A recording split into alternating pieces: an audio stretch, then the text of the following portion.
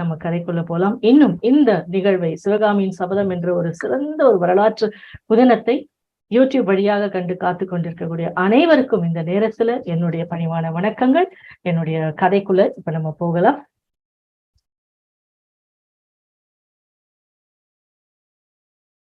சிவகாமியின் சபதம் இது ஒரு வரலாற்று நாவல். நல்லா எல்லாருக்குமே தெரியும். வரலாறு அப்படிங்கிறது எல்லாருமே படிச்சிருப்போம். அந்த வரலாறை அப்படியே எடுத்துட்டு கதையா சொல்லாம அதுக்குள்ள ஒரு ஆசிரியர் தனக்கு இருக்கக்கூடிய கற்பனை அதை எல்லாத்தையும் கொண்டு அந்த கதைக்குள்ள போட்டு வரலாறும் இருக்கும். அதே மாதிரி அவருடைய சிறந்த ஒரு படைப்பும் அதுல சேர்ந்து கொண்டு வந்ததுதான் இந்த சிவகாமியின் சபதம். இதை அருமையாக எழுதியவர் திரு கல்கி கிருஷ்ணமூர்த்தி அவர்கள். இது எழுதப்பட்ட ஆண்டு 1948 புத்தகமா வெளிவந்தது.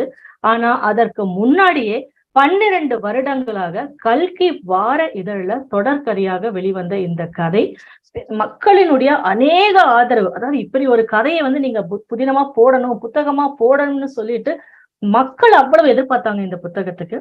அதனால அப்படி உருவாக்கப்பட்டதுதான் இந்த சிவகாமியின் சபதம். இது 7ஆம் நூற்றாண்டுல தென்னிந்தியாவில இருக்கக்கூடிய வரலாற்று நிகழ்வுகள் மற்றும் புள்ளி விவரங்களின் பின்னணியில பாத்தீங்கன்னா தமிழ் வரலாற்றுல பரவலான ஆர்வத்தை உண்டாக்கிய ஒரு மிகச்சிறந்த ஒரு நாவல் அப்படின்னு சொல்லலாம். இதுல என்ன பெரிய ஒரு அதிசயம்னா இதுல மரியாதை, அன்பு, நட்பு இது எல்லாமே இந்த அப்படியே கதை போக போக போக ரொம்ப அருமையா இந்த 3 கருத்துக்களையும் மாறி மாறி மாறி மாறி ஆசிரியர் கையாண்ட விதம் ரொம்ப அபூர்வமா இருக்கும். ரொம்ப அழகா இருக்கும். படிக்கிறதுக்கு அப்படி இப்ப வைக்கவே முடியாது அப்படின்ற அளவுக்கு ரொம்ப அழகாக இருக்கக்கூடிய கதை. இதுல யாரு முக்கியமாக கொண்டாடப்பட்டாங்க அப்படின்னா, முதலாம் மகேந்திரவர்ம பல்லவன். அவர் அரசாண்ட காலத்துல நடைபெற்ற சம்பவங்களை பயன்படுத்தி எழுதப்பட்டதுதான் இந்த சிவகாமியின் சபதம். இந்த கதையில இந்த புதினத்துல முதலாம் நரசிம்ம பல்லவன்ற இளவரசன் ரொம்ப பெரிய இடத்தை வகிக்கிறார். அதே மாதிரி கல்கி அவருடைய மிகவும் கவனத்தை இருந்த ஒரு நாவல் அவளாக கூட சொல்லலாம். இந்த கதையில 4 பாகங்கள் இருக்கு. பரஞ்சோதி யாத்திரை, காஞ்சி முற்றுகை, பிட்சுவின் காதல், சிதைந்த கனவு. இந்த 4 பாகங்களை கொண்டதுதான் இந்த சிவகாமியின் சபதம். இதை 2 புத்தகங்களாக நம்மளுடைய ஆசிரியர் வெளியிட்டிருப்பார். இப்ப இதுதான் கதையினுடைய முன்னோட்டம். அதாவது ஆசிரியர் பத்தின ஒரு குறிப்பு அப்படின்னு சொல்லலாம். இப்ப நம்ம கதைக்குள்ள ரொம்ப அழகா போகலாம். முதலாவது அத்தியாயம் பிரயாணிகள். இளவேநீர் காலம். ரொம்ப அழகான ஒரு காலம். ஒரு நாள் மாலையில மகேந்திர தடாகத்தினுடைய கரை வழியா ராஜபாட்டையில, அதாவது ராஜபாட்டைன்னு சொன்னா நிறைய பேருக்கு என்னடா இது புதுசா இருக்கே அப்படின்னு சொல்லலாம். ராஜாக்கள் மட்டுமே போகக்கூடிய இல்ல அரசாங்க அதிகாரிகள் போலாம் அப்படி ஒரு பாதை. அந்த பாதை போற வழியா 2 பிரயாணிகள் காஞ்சிமா நகரை நோக்கி போயிட்டு இருந்தாங்க. அவர்கள ஒருத்தர் பாத்தீங்கன்னா 6 அடி உயரத்துக்கு மேல வளர்ந்திருந்தாரு. ரொம்ப ஆஜானு பாகவர். இத பார்த்த உடனே நீங்க நினைச்சிருப்பீங்க இவர் ஒரு பெரிய வீரரா இருப்பாரு. யானையிலயோ இல்ல குதிரையிலயோ இல்ல வால் போர்லயோ ரொம்ப பெரிய வீரரா இருப்பாருன்னு. கிடையாது. காவி வஸ்திரம் தரித்த பௌத்த சன்னியாசி தான். பௌத்த மதத்தை சேர்ந்த ஒரு துறவி சன்னியாசி தான் அவர். கடுமையான தவவிரதம், அனுஷ்டானம், வேறு கடினமான காரியங்களை ஈடுபட்டதுனால அந்த புத்த பிஷுவனுடைய தேகம் எப்படி இருக்குன்னா வறண்டு கெட்டிப்பட்டு இருக்கிறது அப்படிங்கறத ஆசிரியர் குறிப்பிடுவார். இப்ப எல்லாம் நம்மளுடைய தேகம் வலுவடையணும்னா நம்ம ஜிம்முக்கு போகுவோம். நல்லா அதாவது புரதச்சத்து மிக்க உணவுகளை சாப்பிட்டுட்டு நம்மளுடைய உடம்புகளை கட்டுக்கட்டாக வைத்திருக்கக்கூடிய காளைகளை பார்க்கக்கூடிய நேரத்துல ஆசிரியர் அழகா சொல்லியிருப்பார் 2 வார்த்தை, வறண்டு கெட்டிப்பட்டு இருக்கிறது. அவர் ஒரு சன்னியாசி. அப்ப கண்டிப்பாக அவர் என்ன பண்ணிருப்பாரு, தன்னுடைய உணவு பழக்க வழக்கங்களையோ தன்னுடைய பூஜை முறைகளையோ ஏதோ ஒரு அருமையான ஒரு திட்டத்தை வச்சுதான் அவருடைய தேகம் எப்படி இருக்கு அப்படிங்கிறத 2 வார்த்தைகள் நம்ம தான் இதை பிரிச்சு பார்க்கணும். வறண்டு கெட்டிப்பட்டு கடினமா இருக்கிறது அவருடைய தேகம். அப்ப அவருடைய தேகத்தை பார்க்கும்போது இவர் சன்னியாசின்னு யாரும் சொல்ல முடியாது. இத புரிஞ்சுக்கணும். ஒவ்வொரு வருதிகளையும் ஆசிரியர் என்ன எழுதியிருப்பாருன்னா அந்த வார்த்தைகளினுடைய ஜாலங்களை அழகா கொட்டியிருப்பார். அப்ப படிக்கும்போது அப்படியே கிடகிட ஓடக்கூடாது, நின்று நிதானமா படிக்கணும். அப்ப பாத்தீங்கன்னா இந்த ஒரு வரிகளை நான் ஒரு 5 முறை படித்துக்குவேன். வறண்டு கெட்டிப்பட்டு கடினமா இருக்கிறது. அப்ப இவர் பார்க்கும்பொழுது சன்னியாசியா காவி உடைய வச்சுதான் இவர் சன்னியாசின்னு சொல்லணுமே தவிர மற்றபடி இவருடைய உடல்வாகுவை வைத்தோ இவருடைய முக பாவனையை வைத்தோ சொல்லவே முடியாது. ஏன்னா அவருடைய முகத்துல எப்படி இருக்கும்னா அன்பு இருக்காது, பக்தியும் இருக்காது.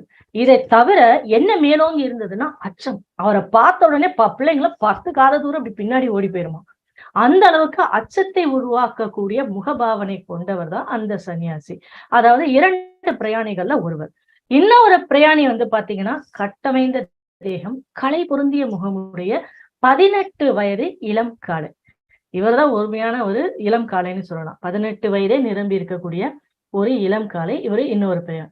இப்ப இவங்க என்ன பண்றாங்கன்னா, ரொம்ப தூரம் நடந்து வந்திருக்காங்க. களைப்பாயிருச்சு. அப்பல்லாம் நமக்கு வண்டி வாகனம் கிடையாது.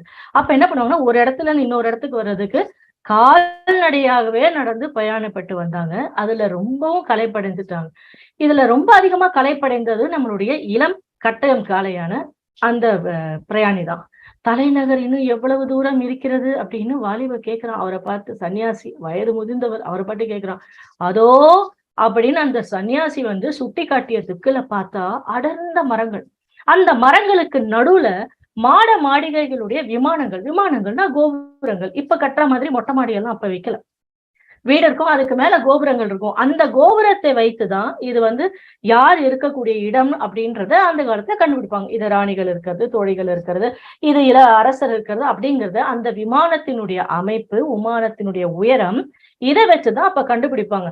அப்ப இந்த தம்பி புதுசா ஊருக்குள்ள வந்திருக்காருல, அதோ அங்க இருக்கு பாரு அப்படின்னு சாமிக்கு போது அவர் ஏதோன்னு சுத்தி பாக்குறாரு. இவர் காட்டுன தூரத்துல அவரால் அந்த இளம் பிரயாணிக்கு கண்டுபிடிக்க முடியல. ஏன்னா மரங்கள் அவ்வளவு அடர்ந்து இருந்தது. அதே மாதிரி மாட மாளிகைகள் நிறைய இருந்தது. 1, 2 இல்ல, நிறைய இருந்துதான் இந்த காஞ்சி மாநகரத்துல. இப்படிதான் அவங்க போயிட்டு இருக்கிறாங்க. அப்ப இளம் பிரயாணி இந்த நேரத்தை உத்து பாக்கிட்டு சொன்னாரு, இங்கிருந்து ஒரு நாழிகை தூரம் இருக்கும் போல இருக்கே அந்த இடத்துக்கு நம்ம போறதுக்கு அப்படிங்கிறத ரொம்ப மலைப்பா சொல்றாரு. ஏன்னா அவ்வளவு களைச்சு போயிருக்கும் போது அந்த புத்த பிக்ஷு சொல்றாரு, அவ்வளவுதான் இருக்கும் அப்படிங்கிறத சொல்றாரு. இதை கேட்ட உடனே இளம்பிரயாணி, ஐயோ அப்பா, உனக்கு இருக்கிற இந்த ஒரு உத்வேகம் எனக்கு இல்ல. நம்ம ஒண்ணு பண்ணுவோம், நம்ம இங்கேயே உட்கார்ந்து கொஞ்ச நேரம் இலைப்பாரிட்டு அதுக்கப்புறமா நம்ம போலாமே அப்படின்னு சொல்லிட்டு இவர் உட்கார்றாரு. வாலிபன் வந்து கையில ஒரு மூட்டையை வச்சிருக்காரு, இன்னொரு கையில தடி. இத ரெண்டுத்தையும் ஓரமா வச்சுட்டு ஏரிய பார்த்து உட்கார்ந்தாரு பாருங்க அந்த மனுஷன். அப்படி உட்கார்ந்தாரு. சன்னியாசி என்ன பண்ணாரு, இவர்தான் வரலையே, வழித்துணைக்கு இந்த இவர் தன் தம்பி தானே இருக்காருன்னு சொல்லிட்டு அவரு கொஞ்ச நாடி அந்த மேற்கு திசையை பார்த்து உட்கார்ந்து இருந்தார். உட்கார்ந்தவரு அப்படியே மெய் மறந்து போனாரா அந்த இடத்துல. என்ன அப்படி இருந்தது அப்படின்னா, மேல் மானத்தினுடைய அடிப்புறத்துல தங்க நிறமான அந்த ஞாயிறுனா சூரியன் இல்லையா, அது எப்படி இருந்ததாமா, திருமாலினுடைய வஜ்ராயத்தை போல தக தக தக தகன்னு சுழண்டுட்டு இருந்துதான். அதனுடைய செங்கதிரிகளினால மேல் வானம் எல்லாம் அப்படியே செக்கச்சிவேல்னு அப்படியே அந்த சிவப்பு நிறமாகவே படர்ந்திருந்தது.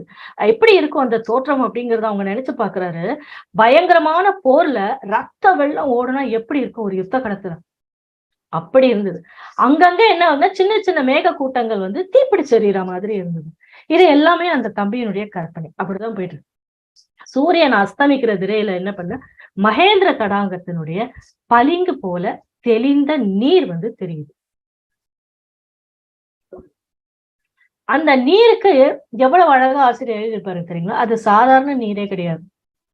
அந்த ஏரியினுடைய விசாலமான ஏரியில வடக்கு கரையை நோக்கி பாத்தீங்கன்னு வச்சுக்கோங்க, மேற்கு கரையில கதிரவன் இறங்குறான், அழகான ஒரு போர்க்காட்சியை ஏற்படுத்திட்டு போறான். வடக்கரைக்கு திரும்பி பார்த்தோம்னா வேறொரு காட்சி தெரியும். என்ன காட்சி அப்படின்னா, அந்த கரையில காவலா காத்துக்கிட்டு இருக்கான் சின்ன சின்ன சின்ன குன்றுகள். அந்த குன்றுகள் ஓங்கி வளர்ந்தது. அதனுடைய நிழல் வந்து எப்படின்னா, அந்த ஏரியின் மேல படும்பொழுது அந்த இடமே கருநீல நிறமாக காட்சி அளிக்கிறதாம். இதையெல்லாம் பார்த்து ரசிச்சுட்டு இருக்கிறான்னு அந்த சின்ன பிள்ளை. ஏன்னா அவ்வளவு அழகு, அவ்வளவு இப்படி ஒரு அழகை நம்ம பார்த்ததே இல்லையே அப்படிங்கிற மாதிரி இருக்கு. இதை தாண்டி இன்னும் கொஞ்சம் நீருக்குள்ள வரும்போது பார்த்தா சின்ன சின்ன கூட்டங்கள்ல வெண் நாரைகள் வந்து ஒற்றை காலில தவம் புரியறதையும் பாக்குறான். சில சமயம் அந்த வெண் நாரைகள் வந்து அப்படியே கூட்டமா அப்படியே மேல அப்படியே கீழேர்ந்து மேல ஏறி போகும்பொழுது அப்பப்பா பார்ப்பதற்கே அந்த காட்சியை என்னன்னு சொல்றது, அவ்வளவு அழகு. அப்படியே வாயை பொளந்து பார்த்தவன் தான் அவன். கீழே கருநிறத்து தண்ணீரு, மேல ஒரு பக்கத்துல வானத்துல செம்மை நிறம், இன்னொரு பக்கத்துல குன்றுகள் நிக்கிற. இதையெல்லாம் பார்க்கும்பொழுது அவனுக்கு மனசுக்குள்ள ஒரே கிளர்ச்சி. ஐயோ, நான் பார்க்க கூடாத ஒரு காட்சி, இப்படி ஒரு அமோகமான ஒரு அற்புதமான காட்சியை, இந்த இயற்கை தந்த இப்படி ஒரு காட்சியை நான் வேறு எங்கேயுமே பார்த்ததில்லைன்ற மாதிரி அப்படி ஒரு பரவசமான நிலையில உட்கார்ந்து. இந்த பிரம்மாண்டமான ஏரிய பார்த்தா மகேந்திர தடாகம்னு சொல்றது கிடையாது, மகேந்திர சமுத்திரம்னு தான் சொல்ல வேண்டும்னு சொல்லிட்டு பக்கத்துல இருக்கிற அந்த புத்த சன்னியாசி கிட்ட சொல்லிட்டு இருக்கிறான். அப்ப அந்த சன்னியாசி சொல்றாரு, அடே எப்பா, நீ இதுக்கே இப்படி வந்து சொல்றிய மகேந்திர தடாகத்துக்கு பொருத்தம் இல்ல சமுத்திரம்னு, இன்னும் வந்து ஐப்பசி கார்த்திகையில வந்து பாரு இந்த இடம் எப்படி இருக்கும் அப்படின்னு சொல்லிட்டு பிரமிச்சு போயிருவ பிரமிச்சு. நிஜ சமுத்திரமே எப்படி பிரவாகம் எடுத்து ஓடுமோ அப்படி இருக்குமா அந்த இடத்துல. இந்த ஐப்பசியிலயும் கார்த்திகையிலயும் இதெல்லாம் சொல்லிட்டு எழுந்துட்டாரு சன்னியாசி. இவன் இந்த பையன் வந்து பேச்சு கொடுத்து தன்னை ஆசுவாசப்படுத்திக்கிறதுக்காக இவ்வளவு வர்ணிச்சானா, இல்ல உண்மையிலேயே இவ்வளவு இயற்கையான காட்சிகளை லயித்து போனானா அப்படிங்கிறது பின்னாடி பார்க்கலாமா. இப்ப அவர் சொல்றாரு, இவர் எந்திரிச்சாரு, ஐயோ இதுக்குள்ளேயா புறப்பட்டுட்டீங்க சுவாமி அப்படின்னா, ஆமாம் பரஞ்சோதி ஆமாம், இப்பதான் அவருடைய பெயர் பரஞ்சோதிங்கிறத ஆசிரியர் சொல்றார். அவர்தான் பரஞ்சோதி. இவர் வேலை இடத்துல இருந்து நம்ம காஞ்சிக்காக வந்திருக்காரு. காஞ்சியில என்ன வேலைங்கிறத போகும்போது பார்க்கலாமே. என்னோடு வருவதுக்குதான் உனக்கு பிடிக்கல போல இருக்கே. நீ இங்க உட்கார்ந்து இயற்கையை ரசிக்கிற, ஆற ரசிக்கிற, குன்ற ரசிக்கிற, நீ பாட்டு ரசிச்சுட்டு எனக்கு வேலை இருக்கிறது, நான் உள்ள போறேன் அப்படின்னு சொன்ன உடனே இவர் என்ன பண்ணிட்டாருன்னா, இல்ல நானும் உங்களோடய வரேன், நானே இந்த ஊருக்கு புரியுது, அதனால இதுக்கு மேல என்னால இங்க இருக்க முடியாது, நானும் உங்களோட வரேன்னு 2 பேரும் சாலையோரமா போறாங்க. அவங்க போகும்போது நிறைய பிரயாணிகள் இவங்களோட சேர்ந்து போறாங்க. ஒவ்வொரு வண்டிகளையும் நெல்லு, வைக்கோல், மூட்டை மூட்டையாக வந்து அரிசி இப்படி எல்லாம் போறத பார்த்த உடனே பரஞ்சோதிக்கு இன்னும் நல்ல வசதி இருக்காங்க, அதிகமான வசதி வாய்ப்புகள் இருக்கக்கூடிய இடமா இருக்கும் கூடியோ அப்படின்ட்டு. அதே மாதிரி அந்த நெல்லனுடைய வாசனை வந்து அப்படியே கும்முன்னு இருக்கு அப்படின்றத சொல்றாங்க. அவ்வளவு வாசனையா. ஏன்னா உண்மையிலேயே போர் அடிச்சவங்களுக்கு நல்லா தெரியும். அதை அடிச்சு அந்த மூட்டையில போட்டுட்டு அந்த போரை கட்டா கட்டி எடுத்துட்டு போகும்போது அப்படி ஒரு நறுமணம் வரும். அந்த நறுமணத்தை அப்படியே மூக்குல முகர்ந்த மாதிரியே போயிட்டு இருக்கிறான். கொஞ்சம் தூரம் போன உடனே அழகிய கிராமம் தெரியும். அந்த கிராமத்தை தாண்டினதுதான் புதுநெல் மனத்துக்கு பதிலாக அந்த இடத்துல இதுவரைக்கும் நெல்வாடியை முகர்ந்துட்டு வந்த பரஞ்சோதி உள்ள அந்த போன உடனே அந்த கிராமத்துக்கு போன உடனே மல்லிகை, முல்லை இந்த மலர்களினுடைய நறுமணத்தை அனுபவிக்கிறான். இந்த மனத்தை மூக்கனால் நுகர்றது பார்த்தோம்னா அப்படி இழுக்கும் போதே அந்த உடம்பெல்லாம் அப்படியே ஸ்பரிசித்து போயிருக்கான், புல்லரிச்சுட்டு போயிட்டான். தனக்குள்ள இருக்கக்கூடிய அத்தனை பதட்டம், அந்த ஒரு படபடப்புன்னு சொல்லுவாங்க, அந்த ஒரு சோர்வு எல்லாமே மாறி ஒரு புத்துணர்வு தரக்கூடிய ஒரு இடமா அந்த பரஞ்சோதி உணர்ந்தார். அதை பார்த்தோன்னே ஆஹா, என்ன ஒரு அற்புதமான, கண்ணு கெட்டிய தூரம் வரைக்கும் நந்தவனம் இருக்கு. அந்த நந்தவனத்துக்குள்ள வந்து பாத்தீங்கன்னா மல்லிகை புதர்கள் மீத வானத்து நட்சத்திரங்கள் வந்து படிஞ்சா மாதிரி குண்ட மல்லிகைகள் கொத்தா பூத்திட்டு இருக்கு. அப்படிங்கிறது எப்படி இருக்குதாமா, களேர்ந்து பூத்து சிரிச்சா அந்த மல்லிகை எப்படி விரிஞ்சு தன்னுடைய இதழ்களை விரித்து காமிக்கும் போது அந்த காட்சியை ஆசிரியர் ரொம்ப அழகா சொல்லியிருப்பார். எப்படின்னா அந்த மல்லிகையும் முள்ளையும் தன்னுடைய பற்களை விரித்து களேர்ந்து பூத்து சிரிச்சு கொண்டிருந்ததாம். இந்த காட்சியையும் பார்த்துக்கிட்டு உள்ள போறாரா. இந்த பரப்புக்கு இடையிடையே தங்க நிறத்துல செவ்வந்தி பூக்களுடைய காடும் வருதாம். நம்ம புதினங்கள்லயே என்னடா இது இவ்வளவோ வர்ணனையா போயிட்டு இருக்குதே, கதைக்குள்ளேயே வரலன்னு நினைக்காதீங்க. ஒரு ஆசிரியர், அதுவும் கல்கி மாதிரி ஒரு மிகச்சிறந்த வரலாற்று ஆசிரியருக்கு அந்த இயற்கையை ரசிக்கிறது தான் உங்களுடைய சுவாசமே. ஏன்னா அவ்வளவு அழகா நம்மலாம் அந்த காலத்துல போய் நம்ம இதெல்லாம் அனுபவிக்க முடியாது. ஆனா இந்த புதினங்களை படிக்கும்போது நம்ம மன கண்ணோட்டத்துக்குள்ள போகணும்னு வச்சுக்கோங்க, உண்மையிலேயே நம்மளே வந்து அந்த குண்டுமல்லியில ஒரு மல்லியா சிரிச்சுக்கிட்டே உள்ள போகலாம். அவ்வளவு வர்ணனைகள் வந்து ரொம்ப அழகா கல்கி அவர்கள் சொல்லியிருப்பாரு. இதை விட்டுட்டு நம்ம கதைக்குள்ள எப்படிங்க நண்பர்களை போறது. அதனால வாங்க, இந்த குண்டுமல்லிகளுக்கு நடுவுல செவ்வந்தி பூக்களும் காணப்படுது. இவ்வளவு பூவையும் என்னத்தான் செய்வாங்களோ அப்படின்னு அந்த வாலிபன் என்னைய மாதிரியே வாயை பொளந்து கேட்கிறாரு. இதுல அந்த சன்னியாசி சொல்ற இந்த பாதி வந்து கோயில்ல இருக்க தெய்வங்களுக்கு அர்ப்பணமா போகும், மீதி பாதி காஞ்சி நகரத்து பெண் தெய்வங்களின் கூந்தலை அலங்கரிக்கும் அப்படின்னு சொல்றாரு. அப்ப பாதி வந்து காஞ்சி மாநகரத்து கோயிலுக்கு போகுதுன்னா 2 விடையும் புரிஞ்சுக்கலாம்.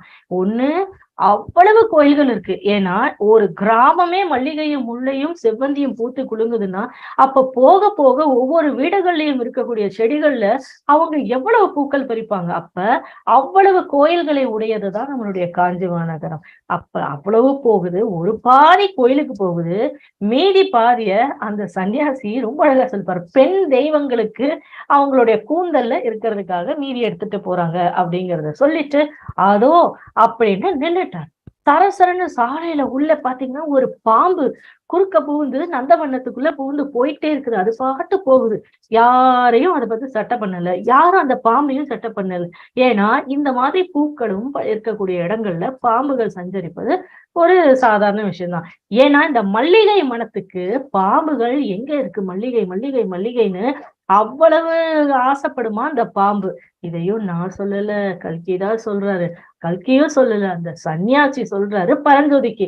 அதனால அந்த பூக்கள் எல்லாத்தையும் பாக்குறதுக்காக இந்த பாம்புகள் உள்ள போகுது. பாம்பு மறைஞ்சதும் 2 பேரும் மேல இன்னும் கொஞ்சம் போகுறாங்க. பரஞ்சோதி சக்குன்னு சிரிச்சுட்டான். எதை நினைச்சுப்பா சிரிக்கிற அப்படின்னு உடனே சன்னியாசிக்கு கோவம் வந்துச்சு. அப்படின்னு கொஞ்சம் நேரம் அமைதியா இருந்தான். இல்ல அடிகளே, மத்தியானம் அந்த சர்ப்பத்தை கொன்னுதானே என்ன காப்பாத்துனீங்க? நீங்க புத்த பிஷுல்ல, நீங்க எப்படி ஒரு ஜீவனை கொல்லலாம் அப்படின்னு நினைச்சேன், சிரிச்சேன் அப்படின்னு சொல்றாரு. அப்ப மத்தியானம் இவங்க 2 பேரும் உட்கார்ந்து பேசிட்டு இருக்கும்போது ஏதோ ஒரு சம்பவத்துலன்னு வச்சுக்கோங்க, இந்த பரஞ்சோதி கிட்ட ஒரு பாம்பு வந்திருக்கு. அந்த பாம்பை நம்ம புத்த பிஷு அடிச்சு கொண்டு தூக்கி போட்டுட்டாரு. அப்ப இததான் சொல்றான், நீங்க தான் ஒரு புத்த பிஷுவாச்சே, ஒரு ஜீவனுக்கும் எந்த ஒரு பாதகத்தையும் ஏற்படுத்த முடியாதவராச்சே, நீங்களே ஒரு பாம்பை கொண்டு இருக்கீங்களே அப்படின்னு நினைச்சேன், அதனால நான் சிரிச்சேன் அப்படின்றத இவர் சொல்ல, புத்த பிஷு சொல்ற, தன்னை கொல்ல வந்த பசுவையும் கொல்லலாம் அல்லவா அப்படிங்கிற கேக்குறாரு புத்த பிஷு. அப்ப நம்மளை கொல்ல வந்த பசுமாடா இருந்தா கூட நம்ம கொல்லலாமா? அதனால அப்படி சொல்றாரு. உடனே பரஞ்சோதி கேக்குறான், ஆனா அந்த பாம்பு உங்களெல்லாம் கொல்ல வரல, என்ன தானே கொல்ல வந்தது அப்படிங்கிறது ஏளனமான குரல். என்னெல்லாம் கொல்ல வந்தது, உங்களே கொல்ல வந்துச்சு, அப்புறம் நீங்க அதை அடிச்சீங்க அப்படிங்கிறத கேக்குறான் அவன். என் சிஷியனை நான் காப்பாத்த வேண்டாமா அப்படிங்கிறாரு புத்த பிஷு. யாரு சிஷியனா? வழிபோக்கனாய் வந்த அந்த பரஞ்சோதி இப்போ நம்மளுடைய பிஷுவுக்கு சீடனா மாறிட்டார். சிஷ்யனா? யார சொல்றீங்க அப்படின்னு அதிசயத்து கேட்கிறா நம்மளுடைய பரஞ்சோதி. ஆமா, பிரயாணத்துக்காக கூட வந்தேன், போற போக்குல வா, எனக்கு நீ ஒரு சன்னியாசி ஆயிருப்பானோ அப்படிங்கிற ஒரு பயம்தான் பரஞ்சோதிக்குன்னு நினைச்சுக்கலாம்ல. இவரே ஒரு நல்ல ஒரு வசதியா ஒரு ராஜா வீட்டுல இல்லைன்னா ஒரு அரசவையில ஒருத்தரா இருந்தா இவர் சிஷ்யன்னு சொன்னா கூட குதூகலமா ஓடிடலாம் உள்ள. ஒரு அரசாங்க வேலை கிடைக்கும், நல்லா வாழ்க்கையில நிம்மதியா ஒரு பொண்டு பிள்ளையை பார்த்து கல்யாணம் பண்ணி உட்கார்ந்துடலாம். ஆனா இவரோ ஒரு புத்த சன்னியாசி, இவருக்கு சிஷ்யனா போனா அப்ப தன் வாழ்க்கை என்ன ஆகுதுன்னு அவனால தாங்க முடியல. ஐயையோ, நானா உங்க சன்னியாசி அப்படின்னு சொல்லிட்டு ஒரே கேள்வியா கேட்டான் பாருங்க பரஞ்சோதி. அப்ப அவர் சொல்றாரு, ஆமா, நீ என் உயிரை ஒரு தடவை காப்பாத்தின இல்லையா, அதுக்கு பிரதியாக உன் உயிரை நான் இப்ப காப்பாத்தினேன் அப்படின்னு சொல்றாரு புத்த பிஷு. இது எப்ப நடந்ததுடா ராமா அப்படின்னு அவனே கேக்குறான். என்னது, நீங்க என் உயிரை காப்பாத்தினீங்களா? இது எப்ப நடந்தது அப்படின்னு ஒரு ஆச்சரியமா கேட்க, 300 வருஷங்களுக்கு முன்னாடி நடந்தது அப்படிங்கறத சொல்றாரு புத்த பிஷு. ஓஹோ, இதனாலதான் முனிவர்கள் எல்லாம் முக்காலமும் உணர்ந்தவர்கள்னு சொல்றாங்களோ? கேள்விப்பட்டிருக்கேன். சமிக்க வேண்டும்ன்றது கை கூட்டி அவர்கிட்ட ஒரு இதுவும் ஏளனமான பேச்சுதான். ஆனா இப்படியே கேட்டுட்டு போறாங்க. சன்னியாசியும் இவரும் மெதுவா போறாங்க. பரஞ்சோதி கேக்குற, சுவாமி, இனிமேல் வரப்போறது கூட தங்கள் ஞான திருஷ்டியில தெரியும்ல, நீங்க 300 வருஷங்களுக்கு முன்னாடி சொன்ன கதைய இப்பயும் நீங்க சொல்லலாம்ல அப்படின்னு. அப்ப வரப்போறவன சொல்லட்டுமா அப்படின்னு புத்த பிஷுக்கு ஒரே சந்தோஷம். சொல்லுங்க அப்படின்னு. இந்த நாட்டுக்கு பெரிய யுத்தம் ஒண்ணு வரப்போகுது. என்னது, யுத்தமா? நான் காஞ்சி மாநகரத்துல காலடி எடுத்து வச்ச நேரம் ஒரு பெரிய யுத்தமா வரப்போகுது அப்படின்னு பரஞ்சோதி கேட்க, ஆமா, பயங்கரமான யுத்தம் வரப்போகுது.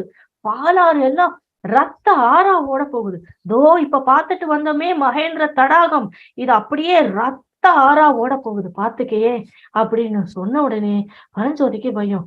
ஐயோ, பயமா இருக்கிறது அடிகளே, போதும், இதுக்கு மேல நான் அடுத்து என்ன நடக்க போகுதுங்கிறத நான் கேட்கவே இல்லை அப்படின்னு சொல்லிட்டான். கொஞ்ச நாளைக்கு அடுத்து மறுபடியும் நம்மளுடைய பரஞ்சோதியா இருங்க, நாட்டு நடமை நமக்கு எதுக்கு சுவாமி, வருதா வருது, யுத்தம் போனா போகுது, அத பத்தி வேண்டாம், என்ன பத்தி ஏதாவது தெரிஞ்சா சொல்லுங்களேன் அப்படி எல்லாருக்குமே ஒரு ஆவல் இல்லையா?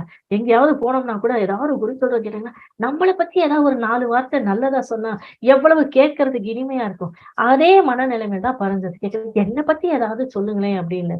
உடனே புத்த விஷயம் கண்களை மூடி ஒரே சொல்றாரு, இன்னைக்கு ராத்திரி உனக்கு ஒரு கஷ்டம் வரப்போகிறது அப்படின்னு உடனே, சிவா, கேக்குறேன், நல்லதா சொல்லக்கூடாதா, இப்படியா என் நாக்கு காது 2 வலிக்கிற மாதிரி இப்படி சொல்லுவீங்க அப்படின்ட்டு ரொம்ப படபடுத்து போயிட்டான் அந்த பிள்ளை பாவம்.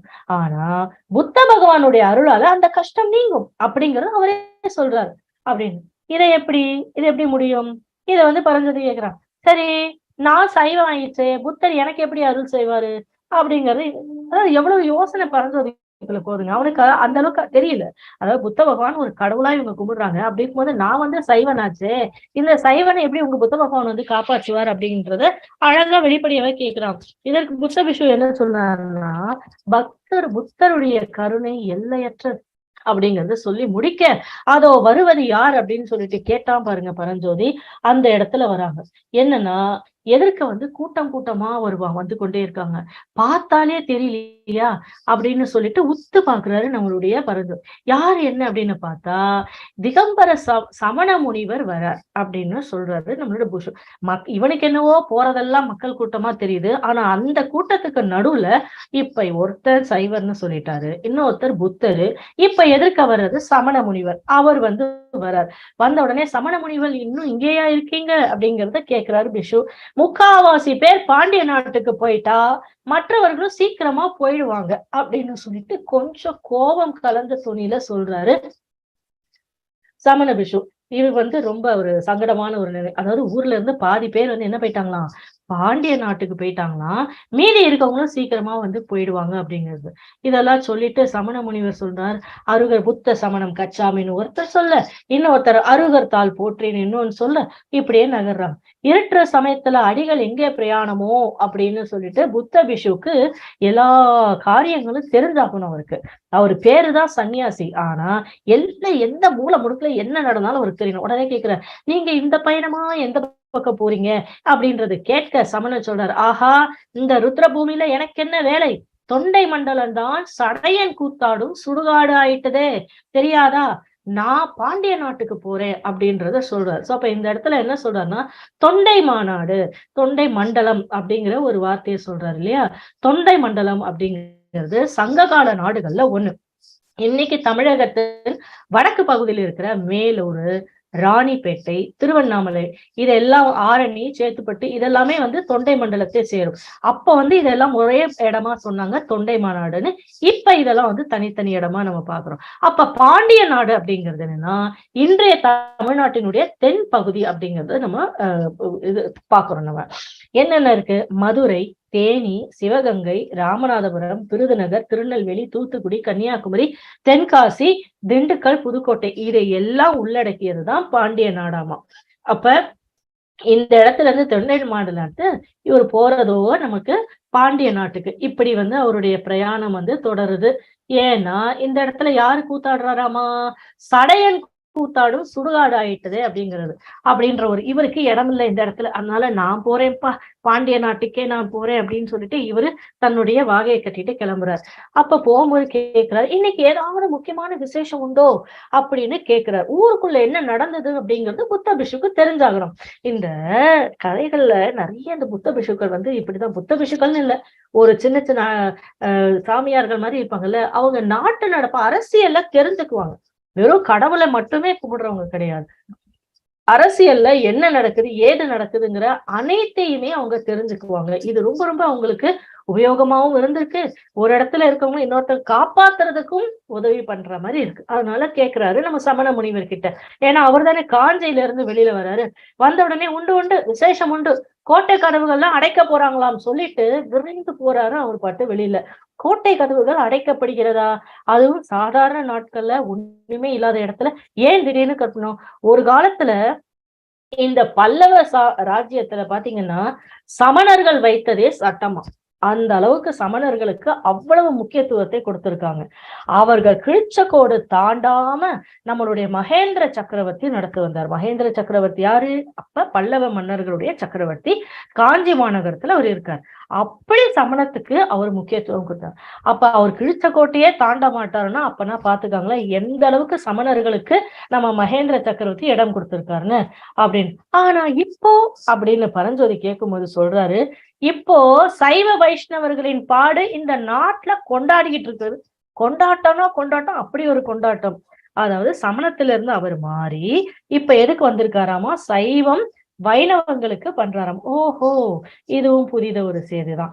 ஏதோ கோட்டை கதவு சாத்துறாங்கன்னு முனிவர் சொன்னாரே, அப்படின்னா என்ன?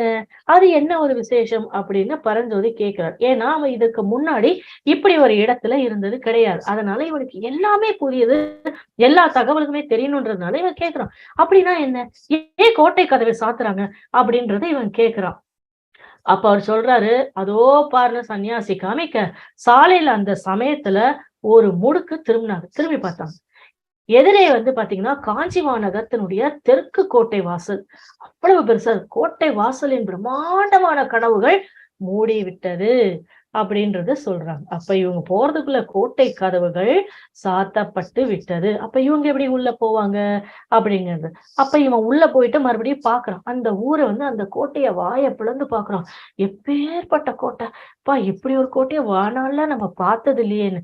அப்ப அந்த கோட்டைய ஒட்டுனாப்புல பார்த்தீங்கன்னா, மதிற்சுவர்கள்ல பெரிய அகழி இருந்தது. அகழின்னா நமக்கு தெரியுமா? அகழின்னா அந்த கோட்டைக்கு பக்கத்துல நல்ல ஒரு பள்ளம் வெட்டி தண்ணி முழுசா நிரப்பி அதுல பாம்பு, விஷ ஜந்துக்கள், முக்கியமா முதலைகள், முட்செடிகள் எல்லாம் போட்டு வைப்பாங்க. ஏன்னா போர்க்காலத்துல எதிரிகள் கோட்டைக்குள்ள அணுகாமல் இருப்பதற்காக அந்த அகழிய அப்படி பாதுகாத்துக்கிட்டாங்கம்மா. அப்படி ஒரு இடத்துலதான் அவங்க 2 பேரும் போயிடணும். அப்ப அந்த கோட்டைக்கு வலப்பக்கமா ஒரு பக்கம், இடப்புறமா 2 வழி அந்த இடத்துல பிரிஞ்சு இருந்ததா. அப்ப சாலையோட வந்த வண்டிகளும் மனிதர்களும் என்ன பண்ணாங்கன்னா, இடப்பக்கமாவும் வலப்பக்கமாவும் மாறி மாறி போனாங்க. அகழியின் மேல ஒரு குறுகலான மரப்பாலம் காணப்பட்டது. அந்த கோட்டை வாசல் வரை போயிட்டுது. அதாவது அந்த பாதை மட்டும் போட்டிருக்காங்க. ஏன்னா முக்கிய பிரமுகர்கள் வெளியில போனா உள்ள வர்றதுக்கு. புத்த பிக்ஷு பரஞ்சோதிக்கு சைகை காட்டார். அதாவது மெதுவா வா அப்படின்னு அந்த பாலத்தின் மேல நடக்கும் பொழுது அதிகமா வைக்காம, ஏன்னா கொஞ்சம் தப்பித்தாலும் கீழே விழுந்தோம்னா, அகலில விழுந்தோம்னா அன்னைக்கு நாம அந்த முதலைக்கு உணவாக பரிமாறப்படும். அதனால என்ன பண்ணிட்டாங்கன்னா, மெதுவா வா அப்படிங்க. பரஞ்சோதிய மெதுவா காலை எடுத்து எடுத்து வச்சு, இது என்ன இவ்வளவு சின்ன பாலமா இருக்கே, கோட்டைக்குள்ள வண்டி வாகனங்கள்லாம் எப்படி போகும் பிஷு அப்படின்னு கேட்க, இந்த வாசல் வழியா எப்படி அப்பா போகும்? அதுக்குன்னு வேற வாசல் இருக்கு. அது வடக்கு வாசல், கிழக்கு வாசல். அங்க பெரிய பெரிய பாலங்கள்லாம் இருக்கும். அங்க யானைகள் கூட போகலாம். இந்த பாலத்துல போக முடியாது அப்படின்னு சொல்லிட்டு பாலத்தை தாண்டி உள்ள வந்தாங்க. அங்க ஒரு சேமக்களம் கட்டி தொங்கியிருக்கு அப்படிங்கிறது ஆசிரியர் சொல்றார். சேமக்களம்னா என்ன அப்படின்னா, நம்மளுடைய இன்னமும் ஒரு சில கோயில்களையும் இறந்தவர்களுடைய வீடுகள்லயும் அதை பயன்படுத்துவாங்க. நல்லா வட்டமா இரும்புல ஆனக்கூடிய ஒரு வட்ட வடிவமா இருக்கும். அதுல கட்டை வச்சு அடிக்கலாம், கல் எடுத்து அடிக்கலாம், இப்படி இருக்கும். இது எதுக்கு கட்டுறாங்க அப்படின்னா, நம்ம கோட்டை கதவு சாத்தியாச்சு இல்லையா? அப்ப கோட்டையை ஒருவேளை அவசரமா உள்ள போகணும்னா, அந்த சேமக்களத்துல என்ன பண்ணுவாங்க, கீழ இருக்கிற ஒரு கல்லையோ, கட்டையையோ எடுத்து ஓங்கி அடிப்பாங்க. அத அடிக்கும்போது அந்த ஓசைய கேட்டு கோட்டைக்கு மேல உட்கார்ந்திருக்க அந்த காவலர்கள் யாரு என்னன்னு கேட்பாங்க. இப்பயும் அப்படியேதான் நடந்தது. இதே மாதிரிதான் புத்த பிக்ஷு என்ன பண்ணாருன்னா, சைகை காட்டி உள்ள கூட்டிட்டு போனாரு. இன்னும் இவ்வளவு பலமா இருக்கிறது, இவ்வளவு பாலமா இருக்கிறது அப்படிங்கிறது பயந்துகிட்டே போனா, அதே மாதிரி என்ன பண்ணுனா, பாலத்தை தாண்டி கோட்டைக்குள்ள அவங்க வந்தாங்க. அந்த சேமக்களத்துல இது பண்ண அங்க கேக்குறான். அந்த கல்லு சத்தத்தை கேட்டு மேல இருந்து ஒருத்தர் கேக்குறான், யார் அங்கே அப்படின்னு கேட்ட உடனே இவர் புத்த பிக்ஷு சொல்றாரு, மருதப்பா நான் தான் அப்படின்னு சாமியார் சொல்லவும், தாங்களா இதோ வந்து விட்டேன் அடிகளே அப்படின்னு சொல்லிட்டு மருதப்பர் கிடுகிடு கிடுகிடுன்னு இறங்கி வர்றார். கொஞ்ச நேரத்துக்கெல்லாம் கோட்டை கதவின் தாழ் திறக்கும் சத்தம் கேட்டது. கதவுல ஒரு மனிதர் கோட்டை கதவுனா பெரிய கதவுதான், ஆனா அவ்வளவுக்கு திறக்க மாட்டாங்க. அந்த பெரிய கதவுக்குள்ள ஒரே ஒரு மனிதர் மட்டும் உள்ள போயிட்டு வரக்கூடிய ஒரு சின்ன ஒரு துவாரம், அது ஒரு கதவா பண்ணிருப்பாங்க. புத்த சன்னியாசி அந்த துவாரத்துக்குள்ள போயிட்டு பரஞ்சோதியையும் உள்ள கூட்டிட்டு போயிட்டாரா. மறுபடியும் கதவினுடைய துவாரம் அடைக்கப்பட்டது. பரஞ்சோதி உள்ளே போனதும் நகரினுடைய பக்கத்தை பார்வையை செலுத்தணும். எங்க பார்த்தாலும் என்ன பிரகாசமான தீபங்கள். ஏன்னா அவங்க போனது மாலை நேரத்துல. அப்ப அவ்வளவு ஜல ஜல ஜல ஜல ஜல நெருப்பு எரியுது பயங்கரமா. அப்படியே ஒளி மயமா காணப்பட்டதுங்கிறாங்க. ஆயிரக்கணக்கான மனிதர்கள் பேசுறது உண்டாகக்கூடிய அந்த கல் என்ற ஓசையும் எழுந்துதான். பரஞ்சோதி இதுவரையில இவ்வளோ பெரிய நகரத்தை பார்த்ததே கிடையாது. அதனால அப்படியே பிரமிச்சு பார்த்தபடி உள்ள போய் அந்த மக்களையும் அவர்கள் அந்த பேசுற அந்த சத்தத்தையும் இதெல்லாம் கேட்டுட்டு அப்படியே நிக்கிற புத்த சன்னியாசி, ஏப்பா நீ பேசாம என் பின்னாடியே வா அப்படின்னு. அப்ப மருதப்ப கிட்ட புத்த சன்னியாசி கேக்குற, மருதப்பா, நகர்ல ஏன் இவ்வளவு கணக்கெடுப்பு குறைவா இருக்கிறது அப்படின்னு. பரஞ்சோதிக்கு இதுவே ஏகப்பட்ட சத்தமா இருக்கு. ஆனா புத்த பிஷுக்கு இது குறைந்திருக்குன்னா, அப்ப சாதாரண நாட்கள்ல காஞ்சி மாநகரத்து மக்கள் எவ்வளவு சந்தோஷத்துல இருந்திருப்பாங்க அப்படிங்கறத நம்ம பாக்குறோம் இல்லையா? அப்படிங்கிறது தெரியும். அப்ப மருதப்ப சொல்றார், எனக்கு தெரியவில்லை சுவாமி. இன்னைக்கு காலையில இருந்து நகரமே ஒரே கோலாகலமா தான் இருந்துச்சு. ஆனா என்னத்துக்காகவோ தெரியலையே, தங்களுக்கு தெரியாதா? சிவகாமி அம்மையின் நடனம் இன்னைக்கு சக்கரவர்த்தியின் சபையில அரங்கேறுவதா இருந்தது. அதனாலதான் ஜனங்களுக்கு இவ்வளவு கொண்டாட்டம் அப்படிங்கறத சொல்றான் மருதப்பன். யார் அந்த சிவகாமி அம்மை அப்படின்னு புத்த சன்னியாசி கேட்க, அப்ப சொல்றாரு பாருங்க, வேற யாரு, ஆயனரின் மகள் சிவகாமி தான் அப்படிங்கறத இந்த இடத்துல சொல்லி முடிக்கிறாரு நம்மளுடைய புத்த பிஷு. யாருக்கு சொல்றாருன்னா நம்மளுடைய பரஞ்சோதிக்கு சொல்றாரு. யார் இருந்தது இப்படி ஒரு பெரிய சிவகாமி, இவங்களுடைய அரங்கேற்றத்துக்கு, அதுவும் அரசவை உள்ள நம்மளுடைய சக்கரவர்த்தி முன்னிலையில அரங்கேற்றம் பண்றாங்க அப்படின்னா அவங்க எவ்வளவு பெரிய ஆட்களா இருப்பாங்க அப்படிங்கறத நினைச்சு பிரமிப்பா இருக்கான். சோ அப்ப நம்ம இந்த இடத்துல நம்ம 4-5 பேரை பார்த்துட்டோம் இல்லையா? முதல்ல நம்ம பார்த்த பரஞ்சோதி, அவருடைய பயணம், புத்த பிஷு, அதுக்கப்புறம் மருதப்பன் ஒரு சின்ன இடத்துல போயிடுவாருன்னு இப்பத்திக்கு பாத்துக்கலாம். அதுக்கப்புறம் சிவகாமி, இந்த சிவகாமியின் சபதத்தினுடைய முக்கியமான ஒரு கதாபாத்திரம் தான் இந்த சிவகாமி. அவர் ஒரு நடன பேரொழின்னு சொல்லலாம். இவருடைய நடனத்தை பார்ப்பதற்காகவே இன்னைக்கு காலையில அவருடைய அரங்கேற்றத்துக்கு ஊர் மக்களே கூடியிருந்தது. ஆனா என்ன காரணமோ தெரியலையே. இதை நம்ம அடுத்த வார நிகழ்வுலதான் இது அரங்கேற்றம் நடந்து முடிஞ்சதா, அரங்கேற்றம் நடக்கலையா அப்படிங்கறத நம்ம அடுத்த வார நிகழ்வுல நாம சந்திக்கலாம் நண்பர்களே. இதோட இந்த சிவகாமியின் சபதம் பாகம் 1 நிறைவடைகிறது. மீண்டும் பாகம் 2வது உங்கள் அனைவரையும் நாம சந்திப்பதுல பெருமகிழ்ச்சி அடைவோம்.